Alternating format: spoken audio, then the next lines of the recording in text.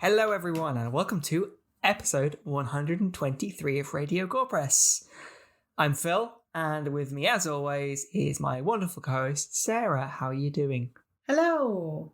I don't feel very wonderful today. Oh, no. Why not? Yeah, I'm just very tired. I've been dog sitting all day, which sounds wonderful in theory. But I imagine it's much like having a toddler that you cannot take your eyes off at any point in case they choose something they shouldn't do. But she was lovely, so... She looked it. You sent me a video before the episode, before we started recording, and she looked lovely but very energetic. Yeah, that may have been my fault. I may have riled her up a little bit, and she started chewing on people's toes. Oh, no. Which apparently is not a habit that she had before. So it's fine. I'm home now. I don't have to deal with that. Yeah, there's somebody else's problem now. Right, to jump straight into it. No time wasted. No time wasted. We're getting into the meat of it. Oh no.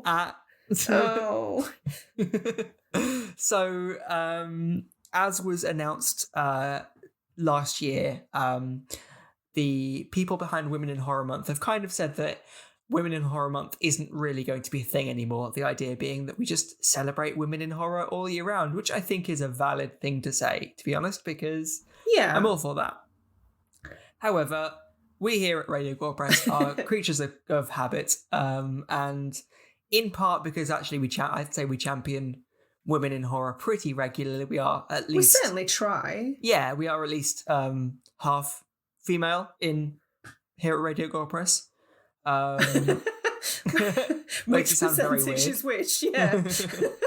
Make it sound like some sort of weird humanoid hybrid.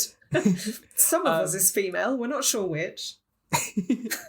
So we took a look at the films we'd had lined up, and we thought that we would take a look at 2016's Raw.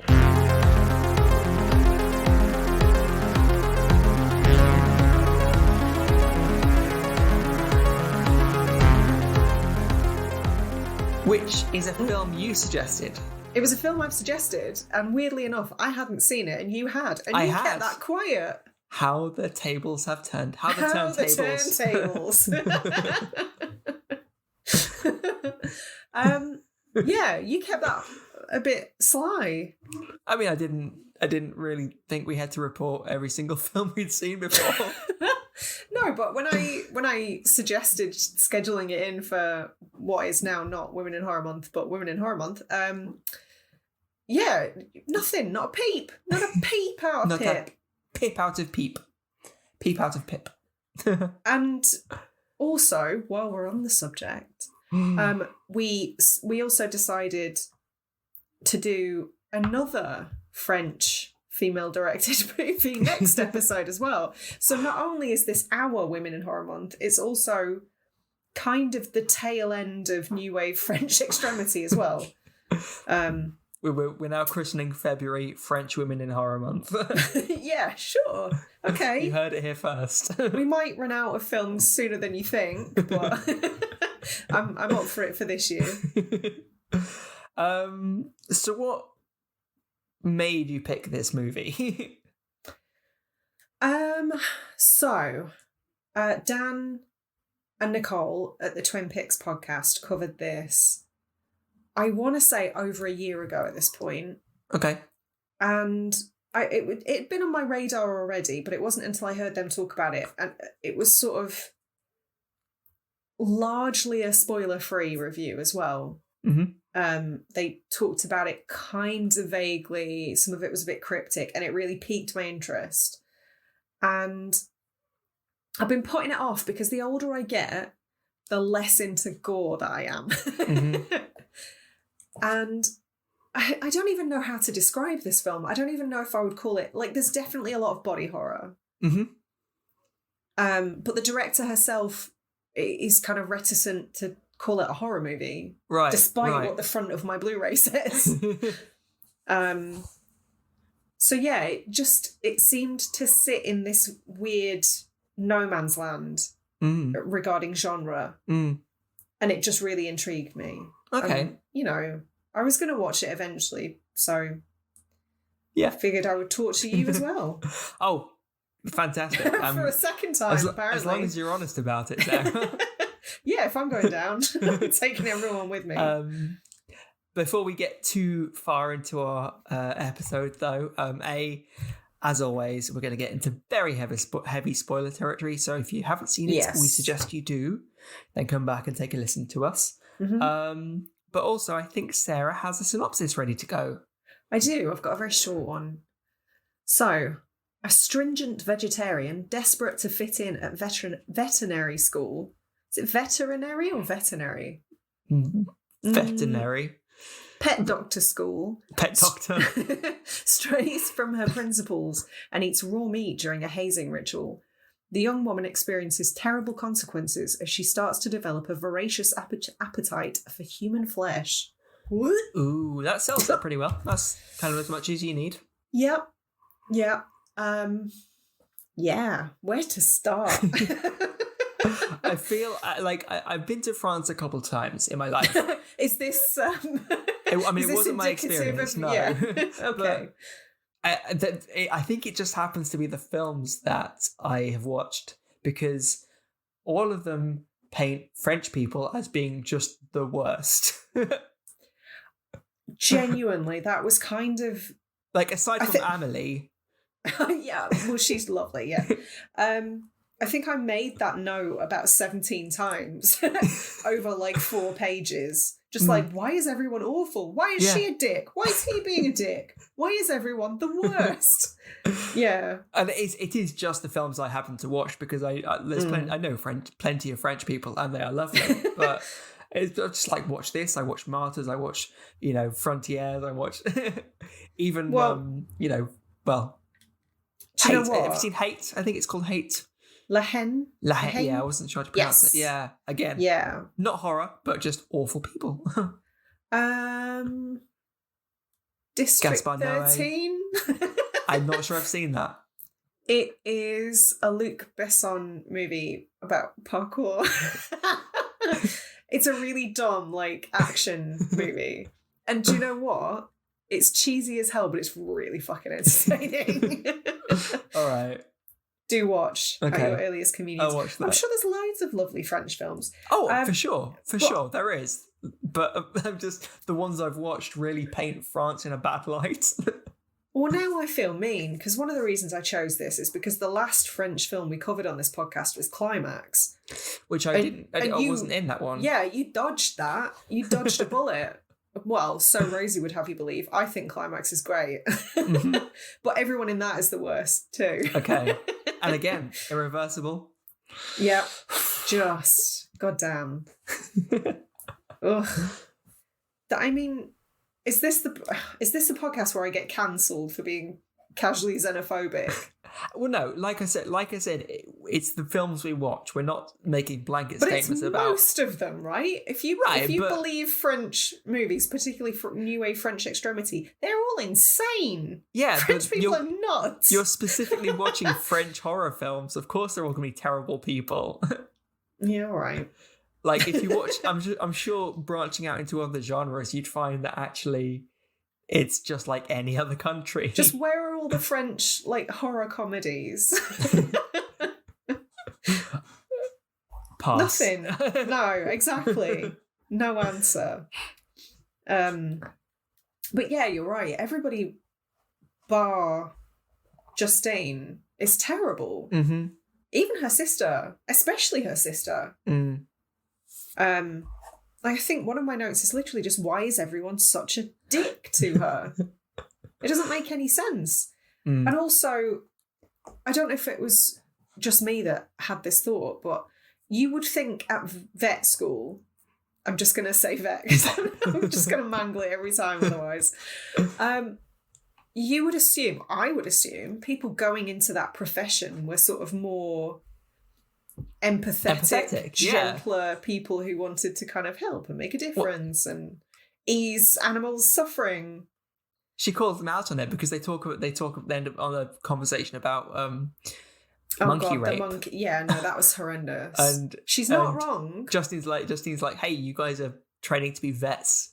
Yeah, have some fucking compassion. Empathy, yeah. But that really surprised me. Everybody seemed so cold. Mm. And that just, I found to be really jarring, considering the profession that they were aiming to go in. I think it's interesting because you kind of mentioned about the director, who I think is called Julia Ducournau. Ducournau? Ducournau. I would guess Ducournau. Sure. But we're probably both wrong. Julie D. Julie D. I like that. Because she's obviously stated, she's come out and said that this is a film that kind of straddles many genres. Yeah. It's weird because with that in mind, it does kind of tick a lot of the things that are a lot of the tropes that you see in other movies. Like what? Well, imagine kind of most kind of American high school movies, for example. Oh yeah, most of the people in that and the most of the people in that have trash as well. But it was really bizarre because even like the hazing rituals, to me, that's like an American sort of fraternity or sorority thing. I didn't even know it extended beyond the Greek system in America. Yeah, I think it does. I think every culture, every kind of country, or a lot of countries have their own version of it. From what I read, because we did a bit of looking up. Well, it is, yeah, because it's called like an initiation in the UK, right? But I think it's just become one of those things that because it's become so ingrained in like American high school movies that their culture is kind of imposed on other countries as well, and so therefore that's the go-to phrase you think of. That's the go-to thing you think of. That it's an American thing because it's in American movies. Whereas I suppose, but it, like even you said the word initiation, I think of that as being a gang thing. So like still really far removed from what I would anticipate to be this genteel school for people who want to care for animals. Yeah, I mean, don't get me wrong. Just because that might be what it's referred to in the UK doesn't necessarily mean it's such a quite a popular event that people go through. I just don't get it. I'm not of that mindset. No, same. It just feels awful. Well, I just feel like obviously when this occurs in the film, it's very early on, maybe like the first 10 minutes, I think. Justine obviously has that. So the opening scene is them at a restaurant on a drive, presumably to vet school. And obviously this is the point at which we learn the family are kind of lifelong vegetarians. Yep. And Justine is kind of cutting through her food and there's some meat in it and her mum kicks off. I think cutting is a generous term to use. Well, all right. Like just kind of like I only assume it was just I can only assume it was mashed potato. It was just this kind of like shapeless gruel that was just plopped on her plate. Don't you dare knock mashed potato, Phil. Oh no, I'm not. Mashed potato is great, but it is. It didn't look like something that it didn't look like it had the consistency to be cut is all. You can cut anything if you try hard enough. But yes, and her mum kicks off in the restaurant, and honestly, correct reaction. I would also kick off. I would go full Karen Hulk mode if somebody tried to serve me meat in a restaurant. I do wonder about the safety standards if actually like an entire chunk of meat can end up in the vegetables. I've had that happen on pizzas. Yeah. Only pizzas though.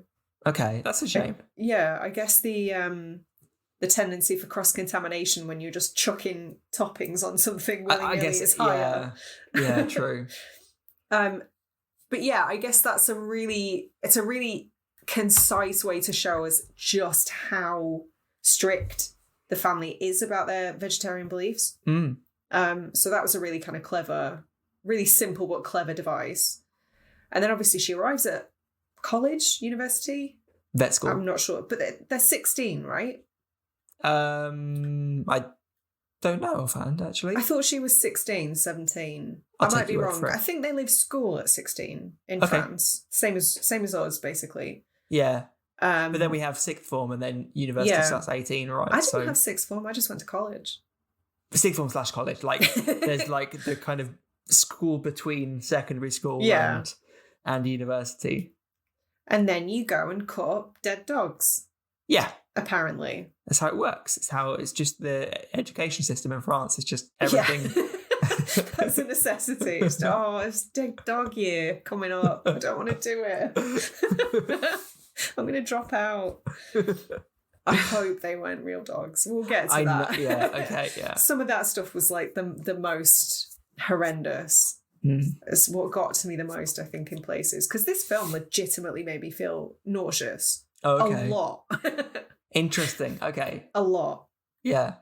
But yes, in the first 10 minutes, so she arrives at school and learns that her roommate is not the girl that she requested, but is a dude who professes to be gay, who we later learn maybe a bit more fluid than that. Yeah, I think bi, I guess, because he's like, it's right, not as bye. if he's like, yeah, nice. Thank you for listening. That was a short show. Well, because he is seen, I think he is seen kind of engaging with adult activities with other men. You don't have to dance around it. This is an 18 and over podcast. What Phil's talking about children. It's funnier phrased the way I phrased it. All right, he's getting down with all of the genders. Yes. Every single gender. Speaking of which, one of my notes reads, that guy has a really high dick. I thought that as well. Like, has he got a dick growing out of his belly button? Right. We should probably explain what we're talking about if people don't understand. But I didn't make a note, but I had the same thought when she opens the door. And he's giving a blowjob. Yes. Yeah, I had the set, like, what? Why is he neat? Like, I don't understand the physics of this. Surely not. Who knows? Maybe he's just terrifically well endowed. Maybe. We'll never know. That question will linger. Please write in if you have an answer. You're part of this shoot. And you happen to see this guy's dick. Or the actor himself. Yeah. I'm assuming it was simulated and they just kind of maybe got the angle a bit wonky. Yeah, I'd expect so. But I was like, wait a minute, hang on. Do they know the human body? Like, apparently not. Chewy anyway, D. So he's at least gay. And then you very, very quickly have the first kind of hazing, which I say first because it seems to be like a really prolonged process. Because he literally bursts in. Yeah. With a ski pole. Throws it to Justine and goes, Chekhov's ski pole. Here's a fucking ski pole. Yeah. We'll come back to you. It literally is Chekhov's ski pole as well. I did, and I'm sorry to jump back to, we spoke about this in the mini-sode. I did notice Chekhov's gun in Nobody. Oh, yeah. Yeah. I was like, wait a minute, they're not being at all subtle in that, are they? I mean, there are screenwriting rules, Phil. If you introduce something in the first act, then it has to be used by the third. That's how these things work. But yeah, and then they kind of get like shuffled out in this noisy chaos. Nobody really knows what's going on. They're all half asleep in their sleep clothes. Yeah. Having to kind of, all of their mattresses are thrown out the window. They have to crawl through the underground of this building, which actually really, I'm guessing, was intended to be reminiscent of like animals being farmed. The way that they were crawling on their hands and knees through that building, kind of being ushered along. Yeah, it really made me think of like sheep or cows in a field being herded. Yeah, basically. And then they have this awful, it's like the prom scene at Carrie, but en masse, where they just have blood tipped over them. Yeah. Which, disgusting, but gloriously filmed. It looked incredible. And then the inciting incident, where they have to queue up, and I think they're fed, is it a rabbit kidney or something? Yes, I think so. A raw rabbit kidney. What kind of fucked up initiation. I'm sorry, the French are insane. I'm gonna get cancelled for being xenophobic. I realise this. Come for me, I don't care. But yeah, so she kind of protests, and in the end, her sister kind of coaches her and says, "Oh, you don't want to be a loser. You've just got to fit in." Do you know what, bitch? You don't know me. I'll be a loser. Yeah. I'll be a loner my entire vet college experience if I don't have to eat that rabbit kidney right now. Fair. It wouldn't work on me. I'm just saying. Peer pressure is a dangerous thing. It is true. It is true. I mean, yeah, like yeah, you're right. I'm not. I don't know what. Eating raw rabbit kidneys won't make me cool. That's all I'm saying. It definitely won't. Not like, in my eyes. You get to be a cool guy if you eat this raw rabbit kidney, and then I'm just a loser for the rest of the thing anyway. Peer pressure made me start smoking at 12. 12? I never ate anybody, okay? Good to know. My lungs are just a bit fucked. It's fine. Which arguably might make me less desirable to cannibals. So win-win. There you go. So I'm not... Right, how are we supposed to read the sister? In what sense? Well, I don't have any siblings, but that seems like a rather fractured relationship, to say the least. Her sister isn't very sisterly. No, I think... Until she is, and then it all goes wrong. Yeah, I don't think there's anything... I think because I think the first time you meet her is in the middle of a party scene, right? They've just been led through on their hands and knees, and they've ended up at this party, and everyone's still in their pajamas, having a party. And then, yeah, like she does put an awful lot of pressure on Justine, horrid. doesn't she? Yeah, she's just awful. From minute one, I was just like, oh God, find some new friends. She's horrible. Just because she's your sister, don't mean shit.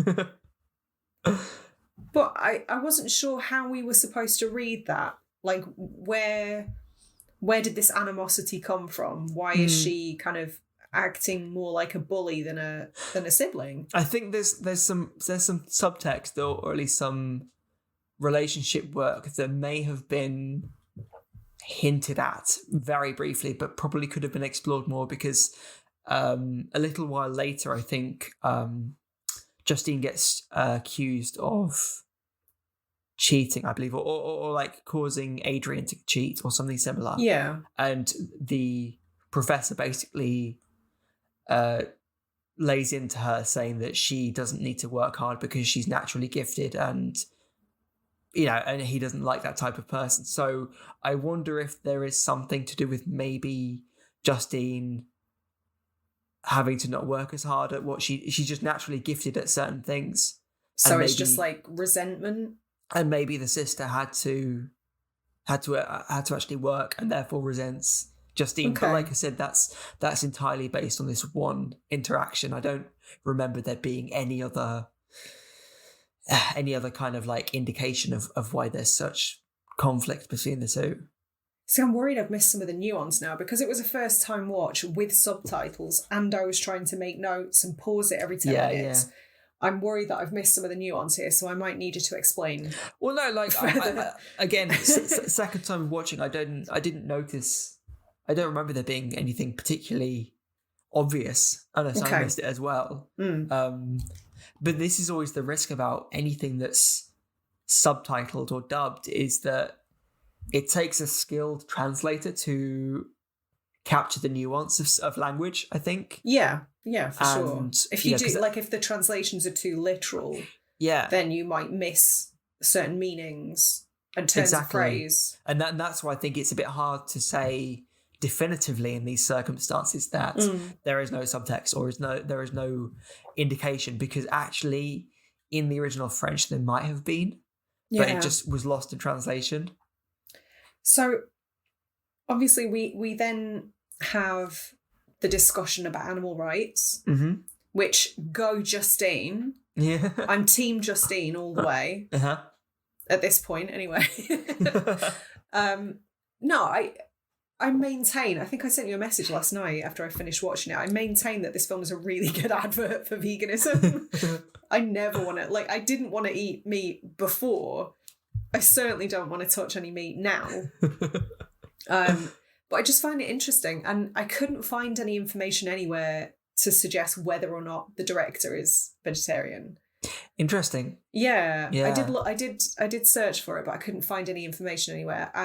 But yeah, just the dialogue in terms of when they're talking about monkey rape, which, oh my God, it's just such a horrible phrase to even have to say. Yeah. The spiel that she goes on about it not being any different and them suffering trauma and how can you laugh about it and animal rights are important, you know. And how monkeys can recognize themselves as they're self-aware because they recognize themselves in mirrors. Yeah, of course. And animal rights are as important as human rights to some people, to vegans. some people is me. I am some people. But yeah, it struck me as quite true to life. Just some of the arguments that I've heard from animal activists, and that's what made me wonder if she had a vested interest in like animal rights. Whether she was herself or someone she cared about was. Yeah, if she's not, then she's done her research. Yeah, exactly. But yeah, I thought that was really cool. And it's probably the first point that really hammers home how sympathetic of a character Justine is. Yeah. Obviously, we have hints at it, and she's kind of seen as this, not academically, but certainly socially, she's the underdog. In terms of, like, she obviously has no sexual experience. She's got no real experience with boys. Looks to her sister for vague advice at different points. Struggles to make friends. So she's seen as a sympathetic character, but I think it's at that point where you really sort of go, oh, she's nice. Yeah. We like her. I think we stan. Yeah. And I think given up until this point, what she's been through and the people she's interacting with as well, all it does is highlights how different she is, because she's not part of this kind of very, this kind of... she's not a dick. Yeah, effectively. There's Justine and there's everyone else, and everyone else is a dick. Yeah. That's it. 2 categories. What I find really interesting about this film is that even when, obviously now we're really heading into spoiler territory, but when whatever biological switch is flipped inside her brain when she eats the raw meat that makes her crave flesh, I was still always on her side. And I don't know if that's just good writing or a skilled performance or both. But at no point was I not rooting for this girl, despite the shitty things she ends up doing. Well, I think a lot of it seems to come, like you said, there's like a biological switch almost. It's something has triggered a behavior, and she's not necessarily in control. There's again, jumping ahead, she wakes up one morning and is shown a video. I think this is towards the end, from Adrian shows her a video. And in it, she's just animalistic on all fours, being tormented with like a corpse or something similar. I can't remember what it was exactly. I mean, it's so to talk about that very quickly while we're there. I found that really interesting because I don't know if it's something that men and women would see differently. But to me, because the cannibal element was so closely linked with her, like, I mean, she's a teenager, her kind of coming of age, her burgeoning sexuality. The two are kind of inextricably linked in this instance. So to me, that was like, it was just this thing that they were ridiculing her for. But in real world terms, that would have been like revenge porn. Yeah. The embarrassing thing she did when she was just wasted the night before and she has no memory of because she drank so much. Yeah, but even the context in which it's the video is disseminated amongst her peers is the same way in which, like, like if somebody had filmed a sex act at a party or something and, emailed it to the rest of campus. The parallels are really clever, I thought. Yeah, for sure. And I think that's one of the great things about this movie, because it has that multifaceted kind of level to it. Like it is a good cannibal movie on its surface, but again, it also says a lot about it. It's a story about, like you said, coming of age. It's a coming of age movie, and you can read all sorts of things into it. And the best films often are like that, But it's really funny actually, because at Christmas I rewatched Ginger Snaps for the first time in a few years. Yeah, and there are so many similarities in terms of young woman discovering her sexuality, but also craving human flesh. Yeah, for sure. Like I was looking at I was researching, taking a look into what kind of critics had thought, and someone name checked Ginger Snaps. Oh, cool. So you're not the only one to make that connection. It's an underseen film, man. It's so good. But yeah, I think in the same way that I don't want to spoil it, but we did talk about it in our end of year show last year. In the same way that Midnight Mass, for example, utilizes the parallels between religion and the supernatural thing that happens that I won't spoil here. Well covered. It's a genius parallel to draw, but also quite an obvious one. So I think it's not a surprise that similar ground has been tread before. Yeah, I mean, there's without any form of like metaphor, with a woman coming of age, blood is featured very heavily. That's just nature, right? Yeah, don't remind me. So of course, like there's that natural link right there that's just ripe for the taking. Moving away from periods. All right. Well, you've triggered me, so I'm going to talk about the skin thing. It's your turn. Yeah. So for context, I have had lifelong eczema.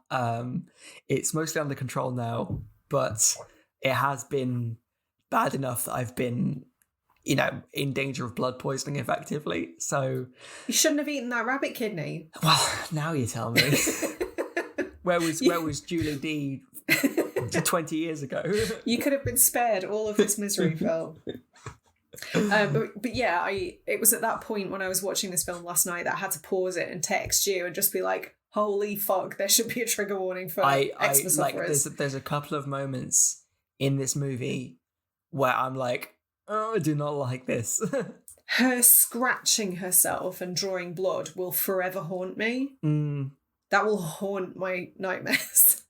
It's weird. I've fairly recently discovered the eczema subreddit, and that sounds like a fun time. Oh, it is. It's great. No, actually, it's lovely being there, because all of a sudden, I think it's one of those things. Eczema, like similar to asthma, actually, is one of those things that is very, very common, but people think it's nothing, or you just get a rash now and again. Yeah, it's like, oh, I get a bit of eczema, like, it's like, yeah, you do, but this not is like debilitating, crippling eczema. Exactly, like I've, See, I should point out that I've had eczema most of my life as well. I'm not like, I'm fine at the moment, but I'm not just like poking fun and being a twat. I am also part of this club. I'm making fun of myself. It's fine. But to find this community of people on Reddit, actually, you feel vindicated, because all this behaviour that you might have internalized as you being weird, or like, oh, you're weird as well. Oh, that too. Like, all of a sudden you're like, no, actually, this is what people with eczema experience. But the skin effects were so realistic. Yeah, it made me feel so uncomfortable. Wasn't it awful? I mean, brilliantly well done, but oh my God. Like, so... Oh, what's the word? Just like visceral. Ugh. You could say that about a lot of this film, though. We will talk more about the effects. Yeah, for sure. Adrian's not the brightest spark, is he? I mean, I don't know. No, not particularly, no. I mean, he doesn't know the difference between a big wig and a big wig. Yeah. For a start. Again, that's one of those things, because I always wonder how those sort of things work. And if you speak French, I'd love to know what the actual translation of that was, because big rig and big wig work in English because they are one letter away. But how do you even begin to translate something like that for because what's the equivalent? Unless there happens to be two kind of near homonyms that have that same relationship in French that mean the same things. Of course, Justine goes on to talk about bigwigs being like VIPs and stuff. Like, how do you... Not a fucking lorry, Adrian. Yeah, I assume in French that's a lot more of a subtle difference between the two. I can only assume in his defense. Yeah. Because obviously the translator would have been like, I need to get across that he's confusing two similar words and one has a relationship with like a lorry. How do we portray that he's an idiot, Loki? But again, it might not be that. It might not be that. It might be just through necessity that those English words were chosen because they were the only ones that fit. It did make me wonder whether the vet school had a pretty low bar for entry. He seems all right. He's one of the nicer ones for the most part. He's less bad. He is very less bad. He's still kind of a dick, but not as bad. So one of the scenes just after that, obviously she's at this point kind of succumbing to her meat. What's the word? I'm curious where you're going with this now. I don't, mate, help me out. I don't Cannibalism. know. That's not the word I'm after. Craving. No, I know what cannibalism is. Yeah, this like intense craving for meat. She starts to succumb to that. We see her like voluntarily going to get sandwiches at this truck stop. And then kind of tearing apart a raw chicken breast, which, oh my God, disgusting. I don't know if I looked into it. Apparently it was... well, I didn't think it was an actual chicken breast, if that's what you're going to say. It was made of sugar. And apparently... Oh, that's lovely. Apparently, like, just the actress who played Justine swore off eating candy because of it. Oh, wow. Had the same effect as eating, like, raw chicken. Does she still eat meat? That's something I'd be more interested in after this film. But yeah, there was a scene not long after that, I believe, when she was like chewing on hair. Yeah, I think that's when she's talking. That's when she's talking to the doctor that I mentioned earlier. Oh my God! But the scene when she's kind of bent over the toilet bowl, pulling hair. That is one of the things that made me gag the most in this film. I turned away for that. Like it went on for so long. You know, it was like the hair coming out the throat equivalent of a clown. A clown. Magician. Endless handkerchiefs out of his sleeve. I might just like VFX over a handkerchief. Please don't. Just like... Please, God, don't. Let that idea die now. No, I mean, like, I don't like clumps of wet hair at the best of times, let alone Who does, Phil? Being regurgitated out of someone's mouth for 2 minutes. So don't watch the Oats Studios shorts. Okay.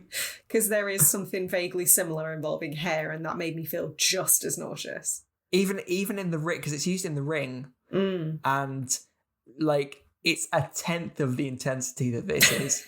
And the ring makes me feel squicky. Like watching that in the ring makes me feel squicky. Ugh, gross. Yeah, there were several points during this film where I almost had to run to the bathroom to boke. But this was probably the most severe. Yeah, which is weird because it's perhaps the least gruesome.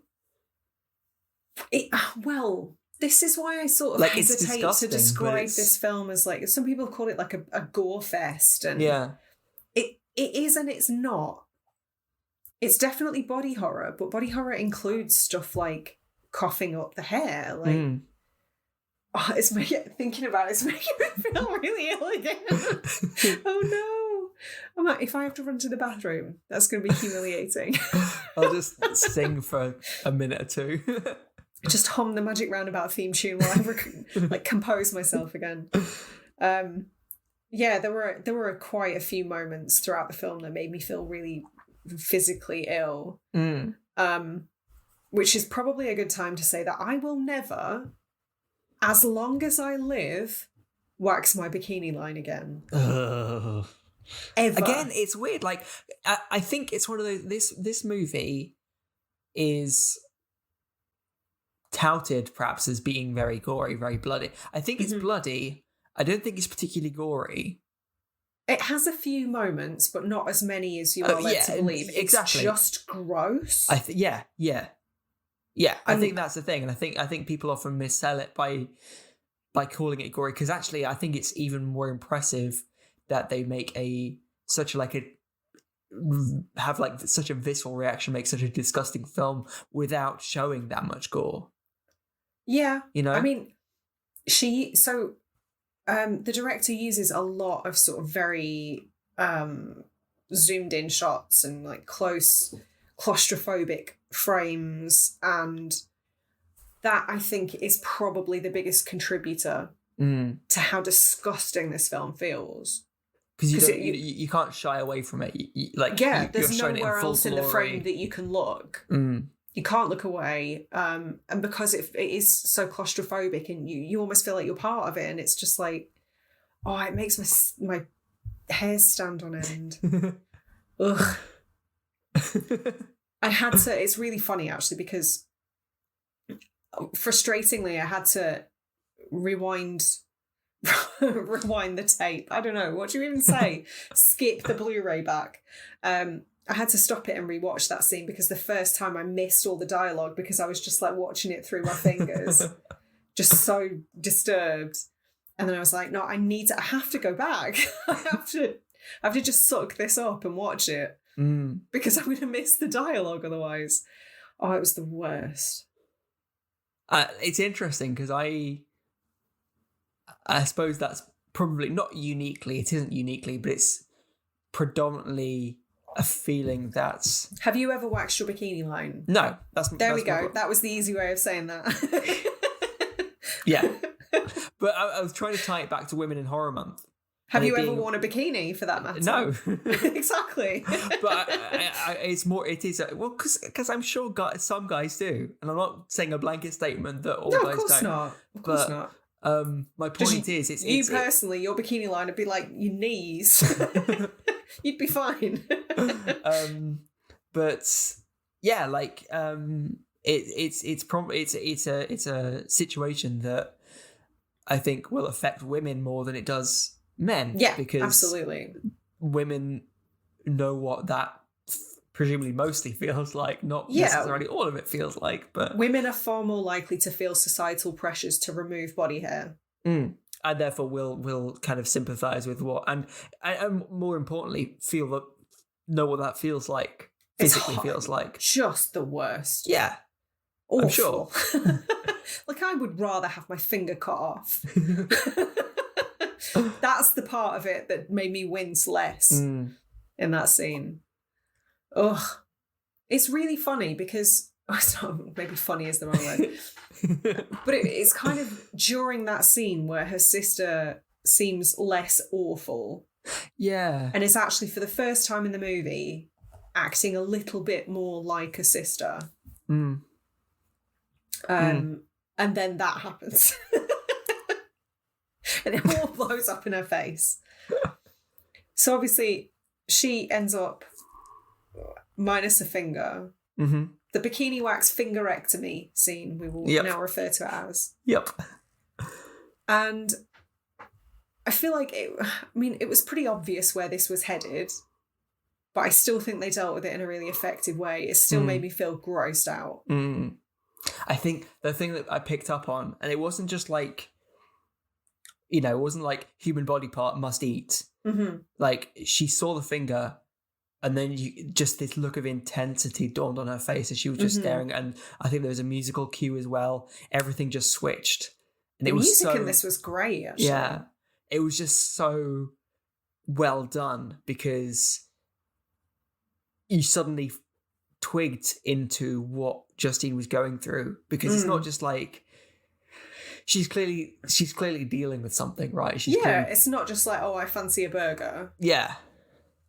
It's this unseen force that she feels like she has little to no control over. It's like if I don't do this, I might die kind of a feeling. It's love that intensity that she the actress actually kind of visualizes, you know. She was only like 17, 18 when they filmed this. Incredible actress. She's really incredible good. Work. And I think that's back to what you were saying about her being likable. I think just her physical appearance, I think, adds to that, because she's so doe-eyed and so like innocent looking. Yeah. That kind of casting really sort of ties into that idea of her as a character being naive and you know, very kind and very helpful and all sorts, you know. So speaking about how it's kind of unique to the female experience. Yep. And when I say female, I don't just mean like assigned female at birth. I mean, a lot of the pressures extend to just all women. And there are a lot of like coming of age parallels. But also an extra layer that occurred to me when I was watching it last night is how something that a lot of teenage girls are pressured into, not necessarily in a literal sense, but are like eating disorders. That's kind of the prime period of life when you are likeliest to develop an eating disorder. Yeah. And it kind of occurred to me that I'm sure that was intentional. There's parallels between that as well, because obviously not just the very obvious diet change, but she's literally throwing up. She's kind of refusing food. There's a comment made by her sister, I believe, about the fact that she's lost weight. And well, even before that, when she first visits the doctor talks about how there was a girl previously who was having to go through all sorts of nastiness. And she tells her to fast, doesn't she? And and the fasting. The idea of like eating disorders is sown pretty soon into the movie. See, it didn't occur to me until sort of more towards the end. But yeah, obviously that pressure to sort of conform, because the media is telling you that if you're skinnier, you're more fuckable. So there's that additional kind of, it's tied in as well to her emerging sexuality. It's so fucked up. Being a girl's really difficult. I'm so glad I'm not a teenage girl anymore. Or a cannibal. I imagine both is very difficult. I like how you had to just clarify that just in case, you know. Yeah, like I'm glad I'm not a teenage girl. But cannibalism, but... I'm all for that. Yeah. How do you feel about the lighting in this film? Because that's something that I made a few notes on. Interesting. I kept coming back to that. Okay. I think that's perhaps part of the reason why it does feel so unflinching as a movie, because I don't remember there being. Hopefully, I mean, I can't say I was picked up on anything specific, but I don't remember anything, for example, being filmed in the shadows. Like all the gross stuff was happening.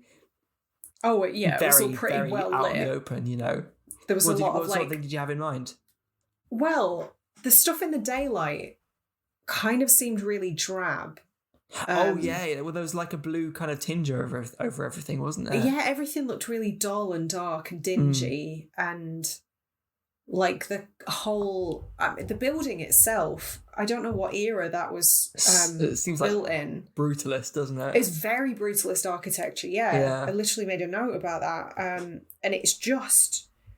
Do you know what? Some people have a real thing about brutalist architecture. You like what you like. I think it's butt ugly.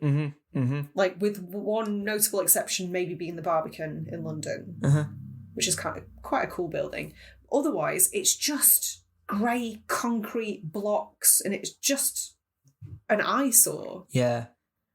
So it kind of oscillated between this drab grey outdoors, and then a lot of the scenes that take place at night, particularly the parties that happen, it's very kind of very colourful, very neon, almost Suspiria-esque in places. And there was a huge dichotomy. But I don't know what that was intended to represent. Yeah. But yeah, there was a very stark contrast between the two types of lighting. Yeah, I hadn't picked up on that, but I had. Funnily enough, I had, because I noticed how kind of bluish everything looked in the outdoors, but I hadn't twigged that there was such a difference between the two worlds, as it were. I suppose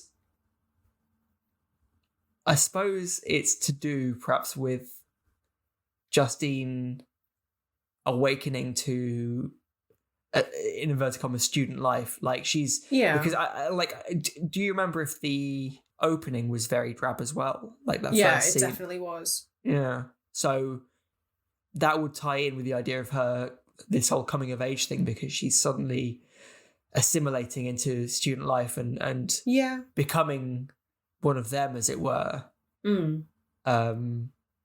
Where everything's all garish and bright and colourful, and there's Justine standing wide-eyed in the middle of it all and just taking it all in, I mean, the blood, the actual blood was very red, the kind of scene like giallo-esque red, which I'm all for. Oh, for sure, yeah.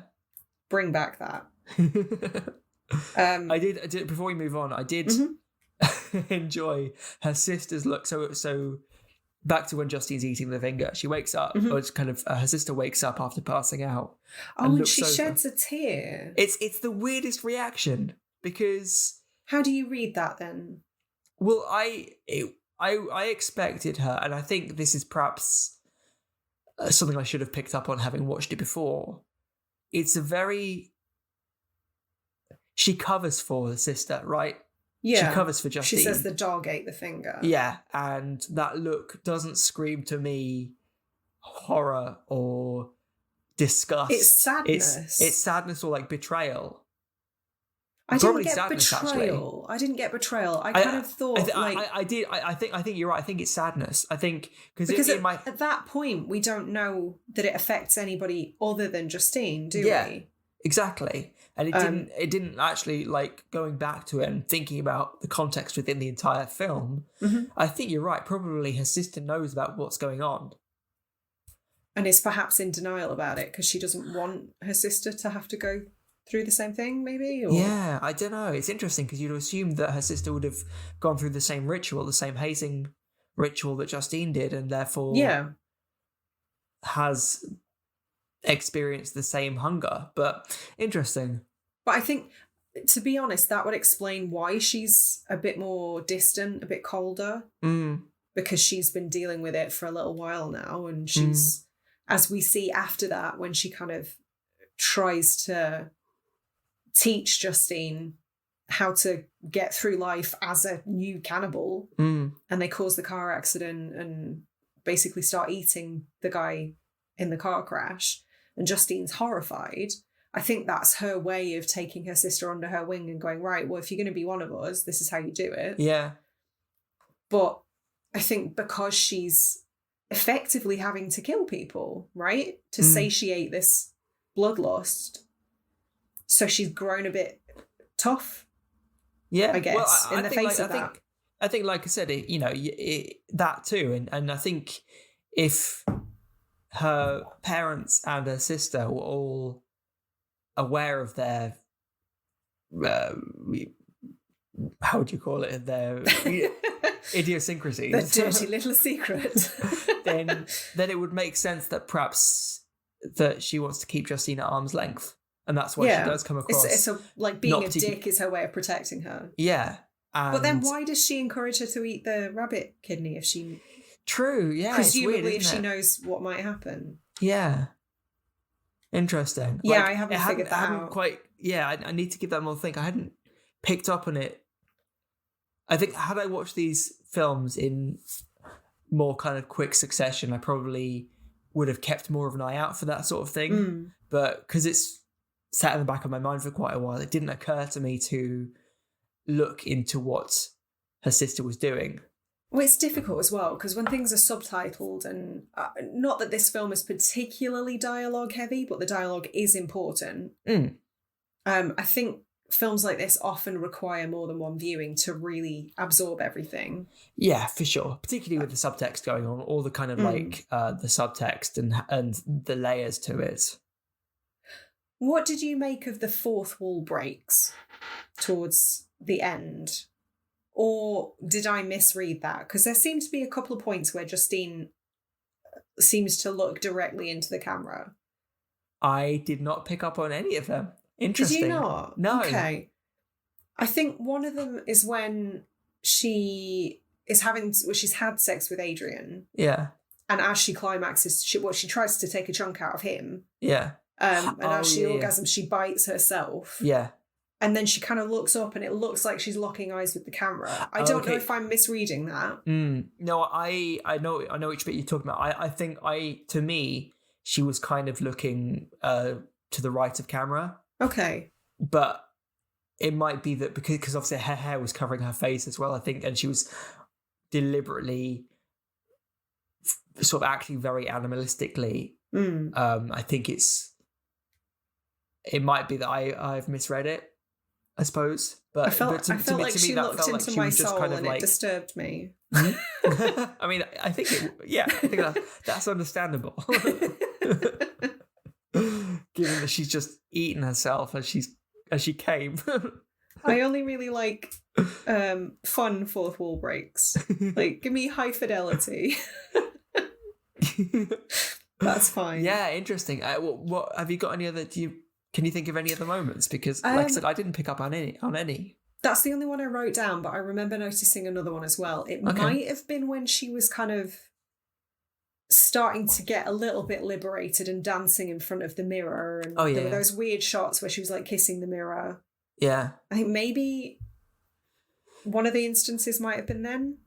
I think probably not disproves the theory, but I think, to me anyway, it doesn't add weight to it because the idea is she's looking at herself in the mirror. With fourth wall breaking, there needs to be, the camera is almost acknowledged as a character, right? It's not acknowledged as being within the world, but if she's looking in the mirror, that's what she's looking at. She's not looking through the mirror into the camera, for example. That's fair. So the sister, back to the sister. Alexia. I looked at her name. Probably should have done that sooner. I'm going to continue calling her the sister because I'm stubborn. So obviously, I keep saying so obviously. Take a shot every time I say so obviously. But at this point, she's fully aware of Justine's new urges. And we have this kind of pocket of time around the middle of the movie where her sister is less of a dick to her. And then she seems to go full 180 again because we're at the party where the video footage is taken that we talked about earlier. And it's her sister goading her to do this. Like, she didn't film it, but there was a huge crowd of people there in the room. Yeah. She knew her sister was out of it and she was goading her to try and get her to bite this cadaver while somebody films it. Why would she set her up like that? Interesting that both times in which she's been instrumental in a big change in Justine's life, it's been in front of other people. Yeah. She's sisterly when they're together alone. But when Alexia's in a group of people, in a group of her peers, she's almost like a different person. I don't know if that's pointing at peer pressure and such, because I was about to say, do you think that is a comment on just how I was about to say girls in particular, but I guess boys are just as susceptible, but girls can think in different ways. Yeah, girls can get a bit bitchy under the influence of other more popular girls, I guess. Yeah. I was probably I was about to say a victim of that. That's the wrong word, but I probably did similar things. Was mean to people when other more popular, meaner people were around in order to not look weak or maybe impress them. Yeah, it's interesting. I think that behaviour certainly makes sense, and I don't know if that's more of a kind of a feature of kind of non-American movies, because I think in an American movie you'd have her at least It would have been more overt. Yeah, it would be overt. You'd have a comment or like a look or something similar to show that she's not acting the way she wants to, for example. It's funny. I was just about to say I would have liked to have seen that angle explored a little bit more, but perhaps that is just because I was anticipating that it would be, because that's what I'm used to. And actually this is just a different way of filmmaking. Like, I don't know enough about French cinema to comment, because it might be that broadly everyone uses the same film language and films are shot largely the same way, but it may just be that it's just a lot more subtle than what we're used to as a film, which is ironic because it's a film about a There's not a lot of subtlety in this film. It's such a subtle film. Yeah. No idea what's going on. It's so ambiguous. Maybe nuanced is the word. I think it's nuanced. I'm not sure it's subtle. Yeah, nuanced, definitely. In terms of, well, because we've said we're covering this for what is now our Women in Horror Month. They did give us permission, by the way. They in did. the press release, they said you could celebrate whichever month you want. They didn't say you, Radio Gorepress, We've got a letter. can do what they sent you us want. a letter in the post saying Radio Gorepress can celebrate Women in Horror Month whenever they want. Yes, that didn't happen. But I read a couple of interviews with the director, whose name I will continue to attempt not to butcher. Julie D. Butcher is probably the wrong term when talking about this film. But she goes to great lengths to not refer to herself as a female filmmaker. She's gone on record to say she doesn't want to be thought of as a female filmmaker making female films about women. She just sees this as a film about a girl. The gender is almost immaterial to her. Yeah. I wish you'd told me that before we picked this film as a Women in Horror Month film. Well, I didn't know that. Do we need to email the directors prior? Will this fit in? Can you please spare some time? Write us a letter. She actually seems like a really interesting person. Okay. And I'm really keen to see it. Like, I really want to see Titan. Titan? I don't know how to pronounce it. If it's French, probably Titan. Titan, yeah. I'm dumb. I don't know. But it looks incredible. It looks more up my street than this was. Okay. What's it about? Arguably. Oh, I don't know. I've seen the trailer and it gave fuck all away. Oh, nice. Yeah. The best kind of trailer. That's a rarity these days, isn't it? It is. But she seems like a really interesting human being. And I do respect that she... this is going to sound almost like a backhanded compliment. I respect that she's not only gotten to where she is despite being a female filmmaker, but also that she's not trying to leverage that as a novelty. She just wants to make cool films. And I think that's incredible. However, I think it is also important to champion her as a female filmmaker. Yeah, that's fair. Because I think, that's the whole, and maybe, actually that's perhaps why they extended Women in Horror Month to Women in Horror Year, effectively, because... Just women in horror. We only talk about women in horror now. Well, yeah, let's do it. No men in horror ever. Like we talk about, going through the list. I mean, we were talking the other day about people under the stairs and influential directors, and I couldn't give you the name of a female horror director that's as influential as any of the ones we've mentioned. I mean, I'm not saying there aren't horror any specifically. Just because it's women in horror.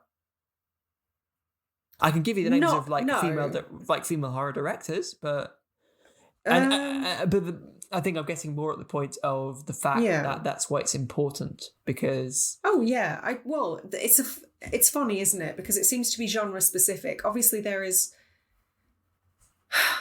the scales are still tipping in favor of male filmmakers across the board. I can name a lot of female directors who are as equal in stature as somebody like Wes Craven, but not in this genre. it's really curiously specific to things like horror and sci-fi genre pictures. Yeah. There are plenty of female horror directors. Oh, for but, like, sure. Plenty. We've But yeah, got they got haven't. 3 in a row Yeah. on this podcast itself. That's awesome. But yeah, they haven't yet kind of risen to the fame or infamy as somebody like, you know, a Wes Craven or a John Carpenter, for example. But we'll get there. I firmly believe we'll get there. Or maybe we won't. Maybe female filmmakers like to dip their toes into many genres. Maybe they don't limit themselves in the same way that male filmmakers do. God, I'm really struggling to say that today. Male filmmakers do. Men what make films. Perfect. Love it. Oh dear. My regional accent's rearing its ugly head. It's probably time to wrap up soon. One thing that I did want to talk about before we do start to wrap up is the depiction of cannibals. There aren't a huge number of cannibal movies that I could name off the top of my head. It's a fairly niche subgenre, I feel. Yeah. And they're not all horror, curiously. But I don't think I've ever seen cannibals dealt with in exactly this way. Because obviously we've covered Cannibal Holocaust, which is arguably the most famous. Well, I was going to say, like, it's quite a niche genre in itself, and even then, within that subgenre, it's usually kind of incorporates the idea of being in a jungle somewhere. Yeah, and coming into contact with these group of inverted commas savages. You know, in Italian cinema, definitely. Fair. Specifically Italians. But yeah, like in Cannibal Holocaust, it was portrayed more as like a ritualistic thing. Yeah. Or well, maybe not ritualistic, but just like a tribal normality.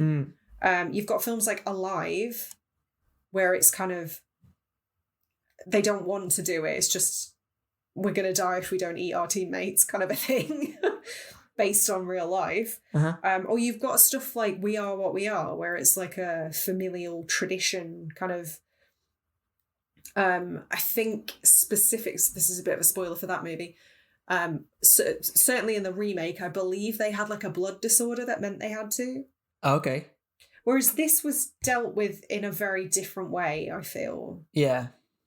Like it certainly seems to slot into the category of necessity. I got the impression anyway that it felt like if she didn't do it, something terrible would happen. It was compulsion, wasn't it? It was definitely compulsion. And obviously we have that final scene where her dad kind of reveals, "Oh, I'm one too. You'll life finds a way," kind of thing. He may not have said that. He should have done. Dr. Ian Malcolm popped up. It was Jeff Goldblum all along. But yeah, at that point, like we only know it's her and her sister. And then you get the big reveal that, oh my God, it's the whole family. They've just kept it quiet. But I found that to be quite curious as well, though, because they're very vocally vegetarian. So why? I think because this film does kind of straddle genres, and there's a lot of subtext, a lot of things to read into. I think the less said, the better. I think it's part of the reason why it works so well, because they leave it ambiguous. It allows you to draw your own conclusions, and so you think the intrigue is important? Yeah, I think so, because if the more specific they were about it, the more they explained it, the more information they give, the less ambiguous it is, obviously. But the less ambiguous it is, the less you can interpret it. That's fair. Like, I don't need everything tied up in a bow. No. But I do have questions. Oh, for sure. Yeah, and me too. And I'm not saying that they shouldn't be answered, but I think this type of movie, if it was more kind of superficial, if it was more literal what was going on and there wasn't the subtext, then yeah, I'd probably be upset that it wasn't explained too much, because it's telling a story, and if it's telling a story and it's not doing that well, then what's there to enjoy? Whereas because at least it's a lot more literal than the last show. Fair. I loved it though. Me too, but like 2 allegorical weeks in a row would have done me in, I think. My brain hurts. Yeah, interesting though. I think Relic was a lot more expressionistic than Raw. I think Raw. Well, at no point in Raw do I feel like these events aren't happening. Like, it's all, to me, it's quite cut and dry in that sense. Like, they're cannibals. It just also has dual or even triple meanings. For sure. But like, for example, in Relic, and spoilers, the things towards the end of the movie, I reckon that you could argue there's a question mark over whether those things are actually happening, or whether it's just like an expressionist take on. Oh yeah, no, I don't think they're happening. Yeah, exactly. Whereas that kind of element in Raw isn't quite as. It's a lot more. Is impressionistic the right word to be using? Let's go for it. The point is, say it confidently, and no one will question you. That's the key. Noted. But the point is, because it's so cut and dry. I say the point is, I've forgotten what my point was. The point is, life finds a way. Yeah, and Jurassic Park is great.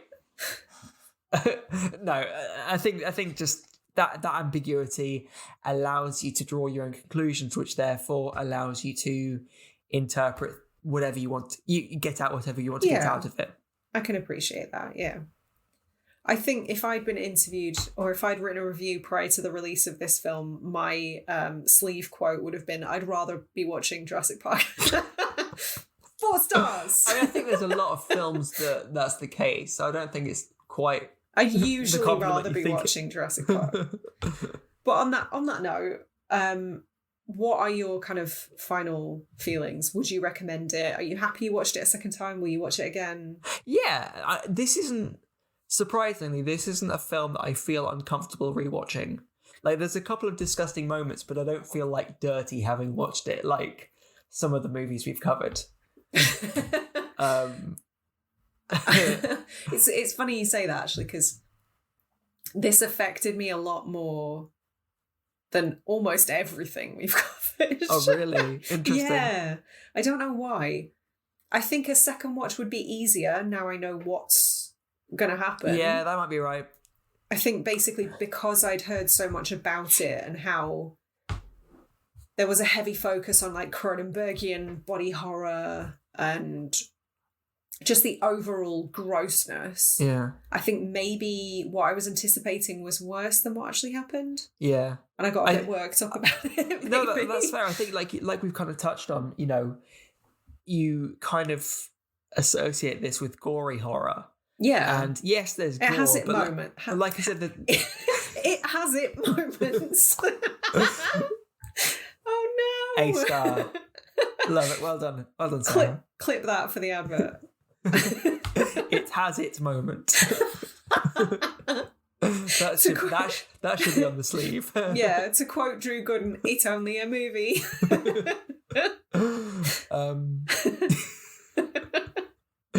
I'm sorry, I've just derailed you completely. No, that's okay. I'm back on track. It's fine.